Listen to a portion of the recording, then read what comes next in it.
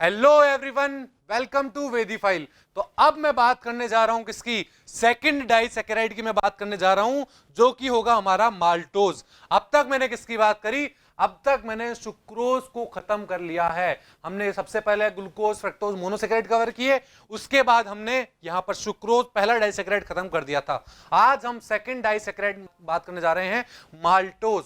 तो सबसे पहले बात आती है कि माल्टोज का मॉलिक्यूलर फॉर्मूला क्या होगा। तो हमने जब डाइसैकेराइड्स का जनरल फॉर्मूला पढ़ा था तो क्या पढ़ा था?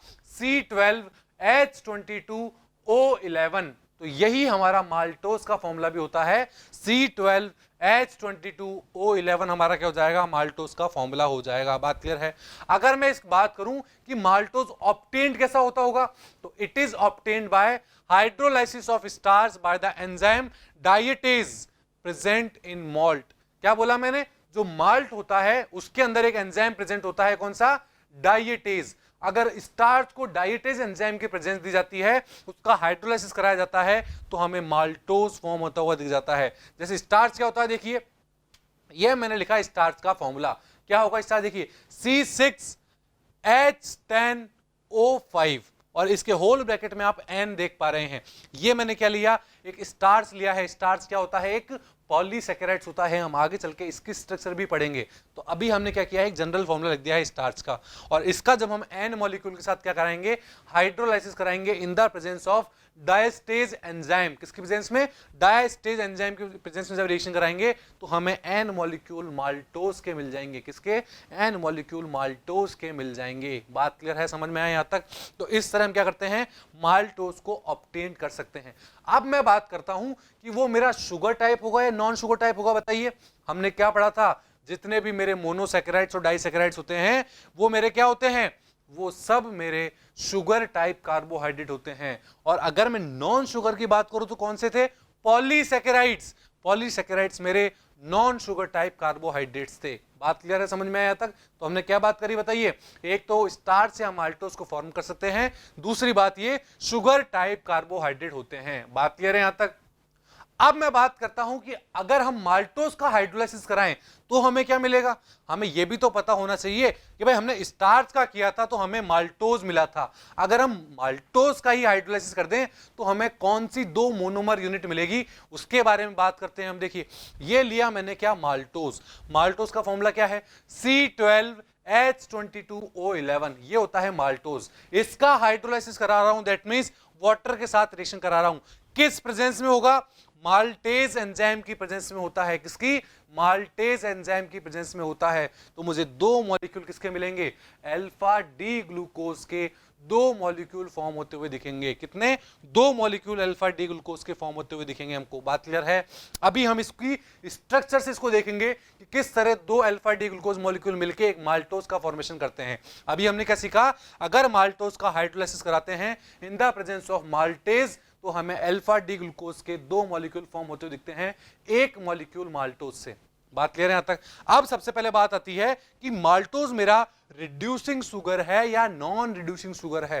तो हमने ये किस बात पे, किस चीज से डिफरेंशिएट किया था? बताइए, क्या आप बता सकते हैं? बिल्कुल, अगर मैं रिड्यूसिंग शुगर की बात करूं तो वो टॉलेंस और फैलेंस सॉल्यूशन के साथ टेस्ट देते हैं, बट नॉन रिड्यूसिंग शुगर जो होती है वो टेस्ट नहीं देती है। तो जो मेरा माल्टोज होता है, it is a reducing sugar. वो एक रिड्यूसिंग शुगर होता है। That is functional group of one of the glucose unit remains free, that is do not involve in glycosidic linkage. अगर मैं बात करूं किसकी? जो मेरा माल्टोज होता है उसके अंदर एक ग्लूकोज यूनिट के अंदर कार्बन क्या फ्री होता है? बताइए, कार्बन के ऊपर एल्डिहाइड ग्रुप क्या होता है? फ्री होता है। वो ग्लाइकोसिडिक लिंकेज में काउंट नहीं होता है। अब ये बात क्या हुई सर? समझ में तो आया ही नहीं कि कौन सा ग्लाइकोलिटिक लिंकेज, कौन सा कार्बन फ्री है। बिल्कुल चिंता नहीं करनी है। अभी हम जब स्ट्रक्चर पढ़ेंगे इसी लाइन को मैं आपको वापस समझाऊंगा कि मैंने इसको रिड्यूसिंग शुगर क्यों बोला था। बात क्लियर है? बिल्कुल टेंशन नहीं लेनी है हमें यहां पर। बात क्लियर है? आगे देखिए, अगर मैं स्ट्रक्चर की बात करूं, in the structure of maltose C4 of reducing glucose unit is bounded with C1 of non reducing glucose unit। क्या बोला मैंने? बताइए, जो C4 होता है मेरा ग्लूकोज यूनिट का, एक ग्लूकोज यूनिट का C4 मैंने बोला, और दूसरे ग्लूकोज यूनिट का C1 आपस में क्या हो जाते हैं, कंबाइन हो जाते हैं और एक माल्टोज का फॉर्मेशन करते हैं। अब एक बात और आपको यहां देखने को मिल रही होगी, C4 ऑफ रिड्यूसिंग ग्लूकोज, और एक मैंने बोला C1 of non reducing glucose. तो ये क्या बात हुई सर? देखिए, जो हम एक ग्लूकोज यूनिट लेंगे वहां से C4 कार्बन के ऊपर जो OH होगा उसको कंसीडर करेंगे, और दूसरे ग्लूकोज यूनिट के अंदर हम जो C1 कार्बन के ऊपर हमारे पास OH ग्रुप होगा उसको यूज में लेंगे। तो अगर हम किसी एक ग्लूकोज यूनिट में C4 को काउंट कर रहे हैं, इसका मतलब यह हो गया कि C1 वाला कार्बन क्या होगा, फ्री होगा, और अगर वो फ्री होगा तो एल्डिहाइड ग्रुप होगा, एल्डिहाइड ग्रुप होगा तो वो रिड्यूसिंग शुगर कहलाएगा। बात समझ में आई या नहीं आई? बात क्लियर है यहां तक? इसी तरह अगर मैं दूसरे की बात करूं तो जो C1 हम लेंगे दूसरे ग्लूकोज यूनिट का, वहां पर वो फ्री नहीं होगा, वहां पर एल्डिहाइड ग्रुप नहीं बन सकता, इसलिए उसको नॉन रिड्यूसिंग ग्लूकोज यूनिट कहलाएगा। बात क्लियर है, समझ में आया? अब इसको हम स्ट्रक्चर से समझते हैं जिससे हमारा पूरा कॉन्सेप्ट एकदम क्या हो जाए, क्लियर हो जाए। देखिए, सबसे पहले मैं बात करता हूं एक ग्लूकोज यूनिट की, जो कि आप ये देख पा रहे हैं। बात क्लियर है? ये मैंने ली है एक ग्लूकोज यूनिट, बात समझ में आई आपको? और दूसरी ग्लूकोज यूनिट मैंने ली है, देख लिए, ये मेरी दूसरी ग्लूकोज यूनिट हो चुकी है। बात समझ में आई? एक ग्लूकोज यूनिट ये रही और दूसरी ग्लूकोज यूनिट इसी के पास आप देख पा रहे हैं। बात क्लियर है? अब देखिए, आप क्या देख रहे हैं, अगर मेरे को माल्टोज का फॉर्मेशन करना है तो मैंने क्या बोला, एक ग्लूकोज यूनिट का तो C4 कार्बन के ऊपर लगा हुआ OH और दूसरे ग्लूकोज यूनिट का C1 कार्बन के ऊपर, दैट मींस फर्स्ट कार्बन के ऊपर लगा हुआ OH आपस में क्या करेंगे, दोनों आपस में क्या हो जाएंगे, मर्ज होकर एक H2O मॉलिक्यूल बाहर निकाल देंगे और एक ग्लाइकोसिडिक बॉन्ड का फॉर्मेशन कर देंगे। किसका? एक ग्लाइकोसिडिक बॉन्ड का फॉर्मेशन कर देंगे। अब बताइए इन दोनों में से किसको रिड्यूसिंग बोले और किसको नॉन रिड्यूसिंग बोले, हम बताइए कैसे पता लगाएंगे? जो मेरी पहली यूनिट देख पा रहे हो आप ग्लूकोज की, उसमें क्या हमने फर्स्ट नंबर वाले कार्बन का इन्वॉल्वमेंट देखा? नहीं देखा। ग्लाइकोसिडिक बॉन्ड में हमारा फर्स्ट कार्बन जो था वो इन्वॉल्व नहीं हो रहा था, बट सेकेंड यूनिट में आपने क्या देखा कि फर्स्ट कार्बन हमारा कहां यूज हो रहा था, बताइए? फर्स्ट कार्बन हमारा यूज हो रहा था ग्लाइकोसिडिक बॉन्ड बनाने में। इसीलिए हमने बोला कि जो फर्स्ट यूनिट ग्लूकोज की है वो कैसी होगी, रिड्यूसिंग ग्लूकोज होगा, या फिर बोल दूं रिड्यूसिंग शुगर होगी, बट दूसरा वाला जो होगा वो नॉन रिड्यूसिंग शुगर होगा। ऐसा क्यों? क्योंकि उसके अंदर फर्स्ट कार्बन के ऊपर कोई भी OH प्रेजेंट नहीं है। बात क्लियर है, समझ में आया? तो ये बात हमारी किसकी हुई, क्लोज चेन स्ट्रक्चर की मैंने बात करी, किसकी, माल्टोज की। अब अगर आपको हावर्थ स्ट्रक्चर पूछ ली जाए तो हावर्थ स्ट्रक्चर किस तरह ड्रॉ करोगे? तो हावर्थ स्ट्रक्चर कैसे ड्रॉ करते हैं, देखिए, सबसे पहले मैंने क्या लिया बताइए, सबसे पहले मैंने पहली ग्लूकोज यूनिट ले ली है। ये आप पहला ग्लूकोज मॉलिक्यूल देख पा रहे हो और इसी के साथ इसके बगल में आप ये दूसरा ग्लूकोज मॉलिक्यूल देख पा रहे हो। क्या दोनों ग्लूकोज यूनिट सेम है? बिल्कुल, दोनों ग्लूकोज यूनिट एग्जैक्ट सेम है, दोनों मेरी अल्फा फॉर्म है। क्या है? अल्फा डी ग्लूकोज है दोनों ही मेरे। बात क्लियर है? अब मैं इस ग्लूकोज यूनिट की बात करूं फर्स्ट की, इसके अंदर आप एक OH देख पा रहे हैं, बताइए? इसके अंदर एक आप OH देख पा रहे हैं फर्स्ट नंबर कार्बन के ऊपर, जो कि नीचे की तरफ लगा हुआ है।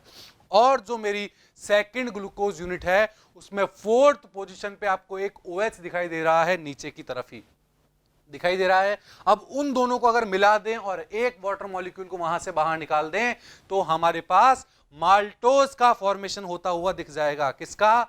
माल्टोज का फॉर्मेशन होता हुआ दिख जाएगा। अब आता है क्वेश्चन कि हमको क्वेश्चन कैसे पूछे जाएंगे। हमसे पहला क्वेश्चन पूछा जाएगा कि माल्टोज के अंदर, वापस सुनिएगा, माल्टोज के अंदर कौन सा ग्लाइकोसिडिक लिंकेज पाया जाता है? तो क्या बोलोगे?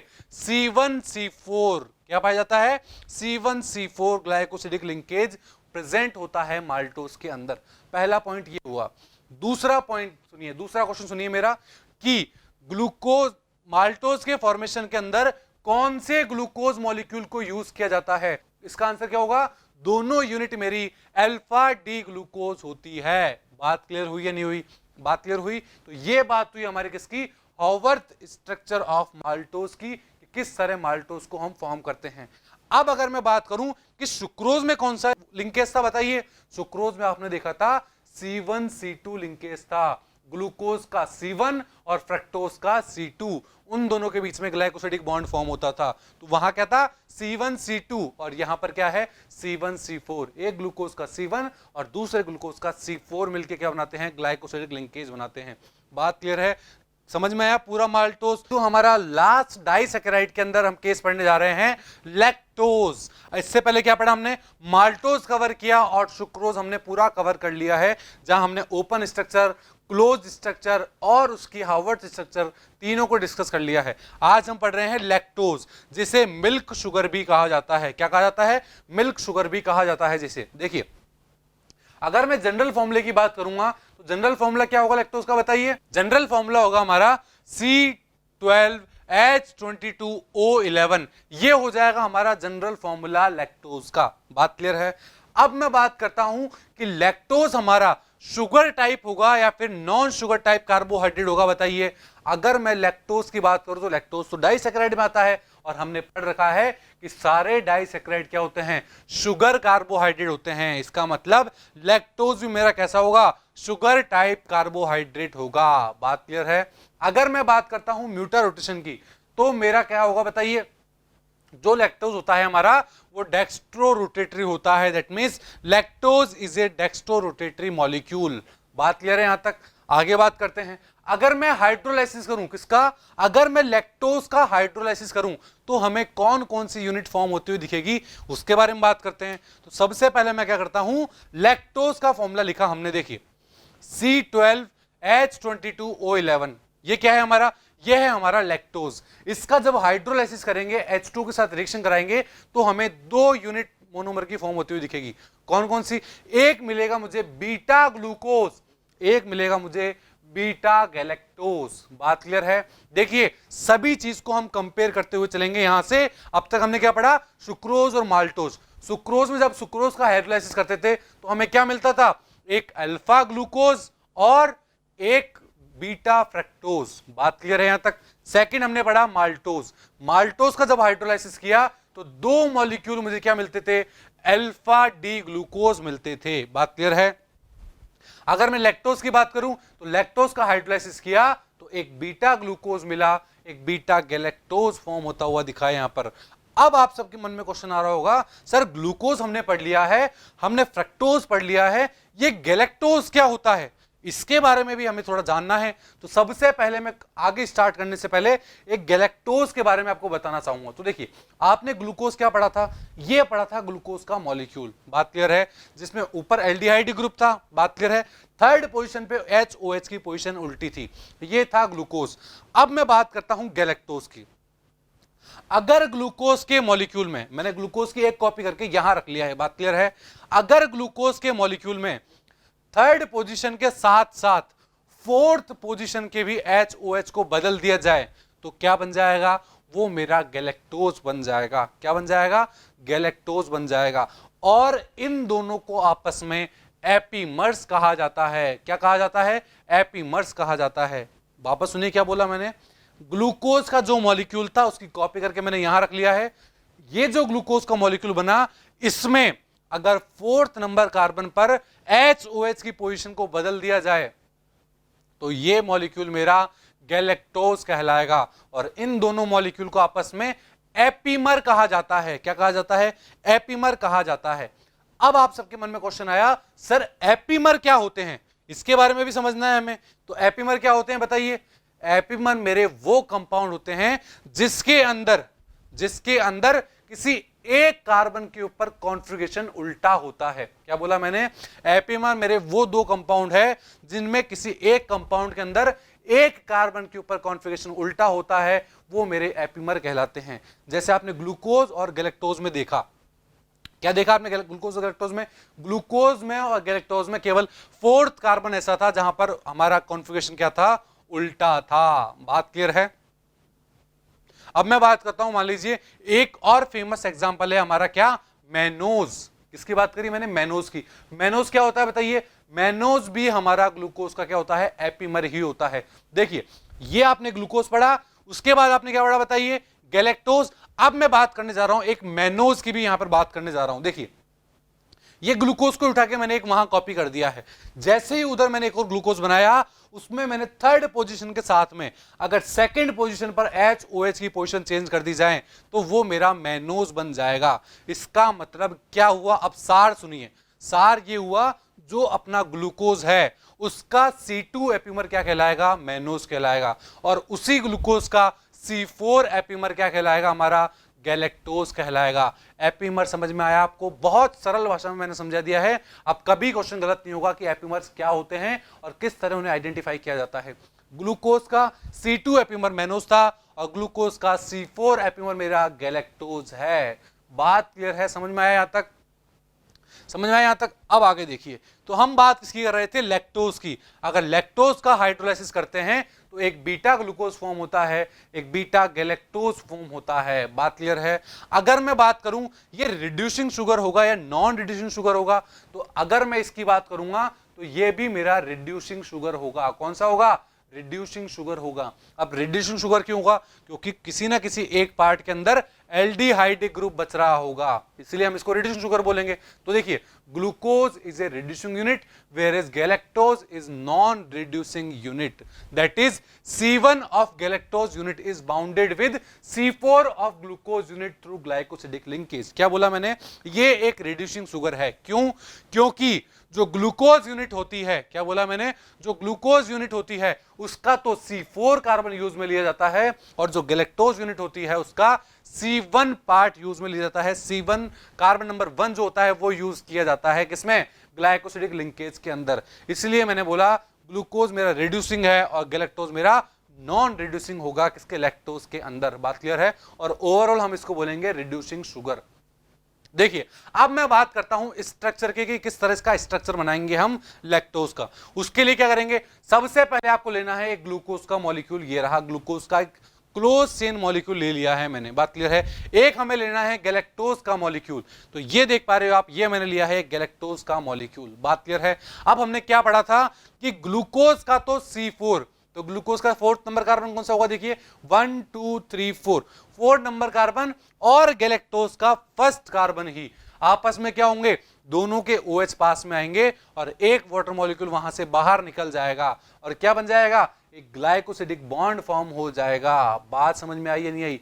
एक ग्लाइकोसिडिक बॉन्ड फॉर्म हो जाएगा और इस कंप्लीट स्ट्रक्चर को हम क्या बोल देंगे, बताइए? इस कंप्लीट स्ट्रक्चर को हम बोल देंगे लैक्टोज। बात क्लियर है? तो अब यहां से क्वेश्चन क्या बनेंगे, बताइए? यहां से पहला क्वेश्चन बनेगा कि यहां पर ग्लाइकोसिडिक बॉन्ड कौन से लिंकेज से फॉर्म होता है। तो कौन से होता है, बताइए? C1 C4 भी बोल सकते हो और C4 C1 भी बोल सकते हो। बात क्लियर है? माल्टोज में कौन सा था, वही C1 C4 बोलो या C4 C1 बोलो, एक ही बात है। सुक्रोज में कौन सा था, C1 C2 लिंकेज था, ग्लाइकोसिडिक लिंकेज था वहां पर। बात क्लियर है? समझ में आया यहां तक? दूसरा क्वेश्चन देखिए, दूसरा क्वेश्चन कि लैक्टोज के मॉलिक्यूल में कौन सी दो यूनिट आपस में जुड़ के लैक्टोज का फॉर्मेशन करती है, बताइए? एक हमने पढ़ा बीटा ग्लूकोज और एक हमने पढ़ा बीटा गैलेक्टोज। कौन सा पढ़ा, एक बीटा ग्लूकोज और एक बीटा गैलेक्टोज हमने पढ़ा। बात क्लियर है? अगर मैं माल्टोज की बात करूं तो कौन से थे, दोनों अल्फा ग्लूकोज थे। अगर सुक्रोज की बात करूं तो क्या हो गए, एक मेरा अल्फा डी ग्लूकोज था और एक मेरा बीटा डी फ्रक्टोज था। बात क्लियर है? समझ में आया आपको कैसे हमने किया? तो ये बात हुई close chain structure of lactose की। अब मैं बात करने जा रहा हूं हावर्थ स्ट्रक्चर ऑफ लैक्टोज की, कि हावर्थ स्ट्रक्चर हम कैसे बनाएंगे लैक्टोज के अंदर, उसके बारे में बात करते हैं। देखिए, सबसे पहले मैंने क्या लिया, सबसे पहले मैंने एक ग्लूकोज मॉलिक्यूल लिया। देखिए, तो ये आप एक ग्लूकोज मॉलिक्यूल देख पा रहे हैं और इसी के साथ मैंने एक क्या लिया, बताइए? गैलेक्टोज मॉलिक्यूल लिया है। कौन सा, गैलेक्टोज मॉलिक्यूल लिया है। तो आप जो सबसे पहले क्या देख पा रहे हैं, यहां पर एक ग्लूकोज देख पा रहे हैं, वो कौन सा ग्लूकोज होना चाहिए, बीटा। क्या ये बीटा ग्लूकोज है, चेक करते हैं। 1st नंबर कार्बन पे ऊपर देखिए OH ऊपर की साइड है या नीचे की साइड है, बताइए? OH ऊपर की साइड है और हमने पढ़ रखा है अगर ग्लूकोज में OH ऊपर की साइड होता है तो उसे तो बीटा बोला जाता है। क्या बोला जाता है, बीटा फॉर्म बोला जाता है। तो ये हमारी बीटा ग्लूकोज हो गई और एक हमने क्या ले लिया है, बताइए? एक हमने गैलेक्टोज ले लिया है। क्या लिया है, एक हमने गैलेक्टोज ले लिया है। बात क्लियर है यहां तक आपको? आगे देखिए, अब हमने क्या बोला था, ग्लूकोज का कौन सा, C4 कार्बन लेना है और गैलेक्टोज का कौन सा लेना है हमको, बताइए? गैलेक्टोज के अंदर आपको लेना है C1 कार्बन। तो देखिए इसका C1 कहाँ है, ये रहा, इसका C4 कहाँ है, इस साइड ही होगा। तो दोनों के बीच में क्या होगा, दोनों के OH में से एक वाटर मॉलिक्यूल बाहर निकल जाएगा और एक लैक्टोज का फॉर्मेशन कर देंगे। किसका, लैक्टोज का फॉर्मेशन कर देंगे। और आप सभी को पता है जो हमने ग्लूकोज लिया है लैक्टोज में वो रिड्यूसिंग है, और जो हमने गैलेक्टोज लिया है वो नॉन रिड्यूसिंग शुगर है। बात क्लियर है, समझ में आया आपको कैसे किया हमने। तो ये स्ट्रक्चर होती है हमारे किसकी, लैक्टोज की स्ट्रक्चर होती है कि किस तरह लैक्टोज को फॉर्म किया जाता है, हाइड्रोलाइसिस करने पे वो हमें कौन कौन से प्रोडक्ट देते हैं, ये सब की बात हमने यहां पर करी। बात क्लियर है, आई होप आपको ये समझ में आया होगा। Thank you.